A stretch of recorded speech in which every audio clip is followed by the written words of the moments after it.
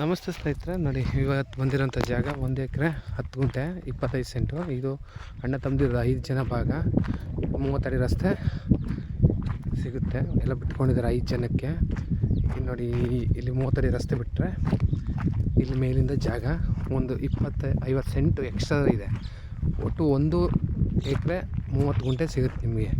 Square box ಆಗಿದೆ. ಇದು ಬೆಂಗಳೂರಿಂದ 155 ಕಿಲೋಮೀಟ್ರು, ಮೈಸೂರಿಂದ 95 ಕಿಲೋಮೀಟ್ರು ಜಾಗಕ್ಕೆ. ನೋಡಿ ಒಳ್ಳೆ ಸ್ಕ್ವಯರಾಗಿ ಬಾಕ್ಸ್ ಆಗಿದೆ. ಈ ಕಟ್ಟೆಯಿಂದ ಆ ಕಟ್ಟೆ ತನಕ ನೋಡಿ, ಅಲ್ಲಿ ಒಂದು ಮನೆ ಥರ ಕಾಣ್ತೈತೆ ನೋಡಿ, ಅಲ್ಲಿ ತನಕನೂ ಬಾಕ್ಸ್ ಆಗಿ ಸ್ಕ್ವೇರ್ ಆಗಿದೆ. ಇದು ಅಣ್ಣ ತಮ್ಮದಿರೋದು. ಕೂತ್ಕೊಂಡ್ರೆ ಹಿಂದೆ ಮುಂದೆ ಎಲ್ಲ ಸಿಗುತ್ತೆ, ತೊಂದರೆ ಇಲ್ಲ. ನೋಡಿ ಅಕ್ಕಪಕ್ಕ ಎಲ್ಲ ತೋಟಗಳು. ವಿಲೇಜಿಂದ ಅರ್ಧ 500 ಮೀಟ್ರು ಆ ಮನೆಗಳ ಕಣದೇ ವಿಲೇಜು. 33 ಅಡಿ ರಸ್ತೆ ಇದೆ. ಮೊದಲು ತೋರಿಸ್ನಲ್ಲ, ಅಲ್ಲಿಂದ ವಿಲೇಜ್ ಮ್ಯಾಪಲ್ಲಿ ರೋಡ್ ಇದೆ. ಇದು ಅಣ್ಣ ತಮ್ಮದಿರು ಬಿಟ್ಕೊಂಡಿರೋದು. ಒಂದೇ ಸರ್ವೆ ನಂಬರು, ಜನರಲ್ ಪ್ರಾಪರ್ಟಿ ಇದು. ನೋಡಿ ಸುತ್ತ ತೋಟಗಳೇ, ನೀರಿಗೆ ತೊಂದರೆ ಇಲ್ಲ. ಒಂದು 200 ಅಡಿ 300 ಅಡಿ ಎಕರೆ ನೀರಾಗುತ್ತೆ ಇಲ್ಲಿ. ನೋಡಿ ಅಲ್ಲಿ ಅದೇ ಮನೆಗಳು ಕಾಣೋದೇ ವಿಲೇಜು. 500 ಮೀಟ್ರಲ್ಲಿ ವಿಲೇಜ್ ಇದೆ.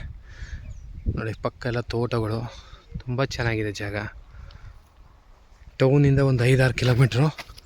ಮಣ್ಣು ಮಾತ್ರ ಪ್ಯೂರು ರೆಡ್ಡು. ಇದೇ ಥರ ಮಣ್ಣು ಗುಂಡಿ ತೋಡಿದ್ದಾರೆ, ಪ್ಯೂರ್ ರೆಡ್ ಮಣ್ಣು. ತುಂಬ ಚೆನ್ನಾಗಿದೆ.